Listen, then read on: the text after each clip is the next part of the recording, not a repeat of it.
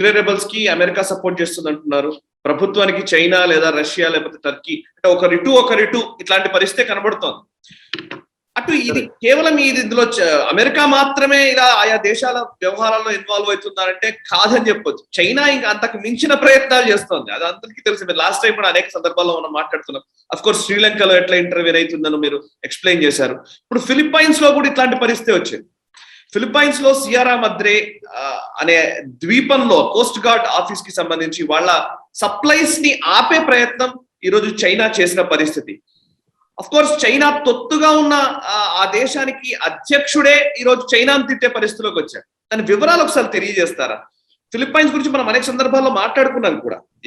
డుటర్టే ఎవరైతే వాళ్ళ ప్రెసిడెంట్ ఉన్నారో, ఫిలిప్పైన్స్ ప్రెసిడెంట్ ఉన్నారో, అతను యాక్చువల్గా కంప్లీట్ గా చైనా యొక్క తొత్తుగా వ్యవహరిస్తున్న విషయం మనం చాలాసార్లు చర్చించుకున్నాం. మనము ఇన్ఫాక్ట్ ఫిలిప్పైన్స్ వచ్చి ఇంటర్నేషనల్ కోర్ట్ ఆఫ్ జస్టిస్ కు వెళ్ళి చైనాకి వ్యతిరేకంగా వాళ్ళు కేసు వేశారు.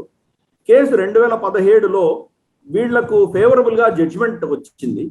చైనా ఏదైతే 9 లైన్ అని, ఈ 9 లైన్ గురించి నువ్వు కూడా 2-3 ప్రోగ్రామ్స్ చేసావు నాకు తెలిసి.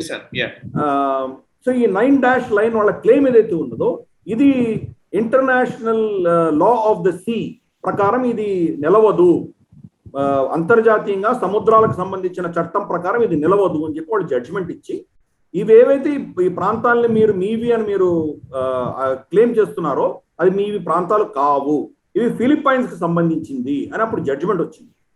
జడ్జిమెంట్ వచ్చినా కానీ కూడా ఈ డుటర్టే అన్నటువంటి ఫిలిప్పైన్ ప్రెసిడెంట్ దాన్ని బేఖాతరు చేసి, ఎక్కడో అమెరికా వచ్చి నన్ను ఏం కాపాడదు, చైనా నా పక్కన ఉంది, చైనాతో నాకు మైత్రి లేకపోతే కానీ నాకు చాలా పుట్టుగతులు ఉండవు అని చెప్పి వెళ్ళి దాసోహం అని చెప్పి షీ జిన్పింగ్ కాళ్ళ మీద పడిపోయాడు.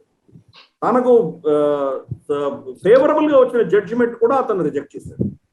దాని పర్యవసానం ఈరోజు ఏమైందంటే, చైనా ఫిలిప్పైన్స్ ఎకనామిక్ జోన్ లో ఉన్నటువంటి దీవులన్నీ కూడా కబ్జా చేసుకోవడం మొదలుపెట్టింది.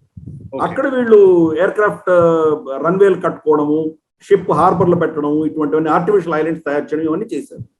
అలాగే సియరా మద్రే అన్నటువంటి దీవి మీద ఫిలిప్పైన్స్ కి సంబంధించినటువంటి ఒక పాత షిప్, అక్కడ భూమి మీద ఇరుక్కుపోయినటువంటి షిప్ లో వీళ్ళ కోస్ట్ గార్డ్ ఆఫీస్ ఉంది. అంటే అక్కడ ఎవరు రాకుండా ఉండడానికి వాళ్ళ ఫిషర్మెన్, వాళ్ళ మత్స్యకారులు కావచ్చు, లేదా అక్కడ వాళ్ళ బోట్లకు సంబంధించిన భద్రత కోసం వాళ్ళు అక్కడ ఉండేవాళ్ళు.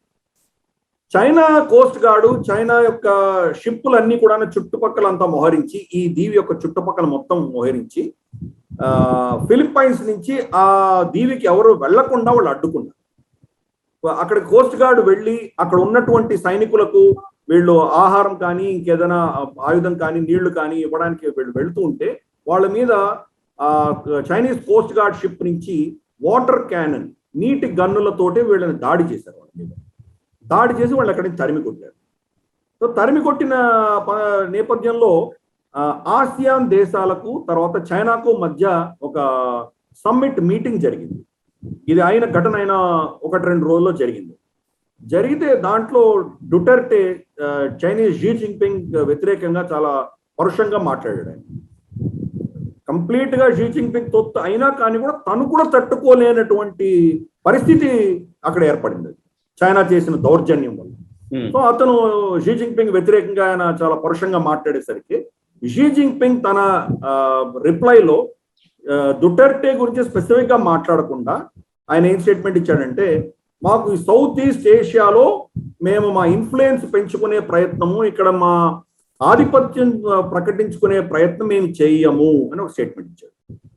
అంటే కెమెరాల ముందర ఇటువంటి మీటింగ్స్ లో చాలా శాంతిదూతగా వ్యవహరించడము, గ్రౌండ్ లెవెల్లో మాత్రం పచ్చి గూండాలా వ్యవహరించడం మనం గతంలో చూసాము. వాళ్ళ హూవై సిఎఫ్ఓని విడుదల చేయడానికి ఇద్దరు కెనడియన్ బిజినెస్ మెన్ ని వాళ్ళు ఖైదీలుగా ఉంచుకున్నారు.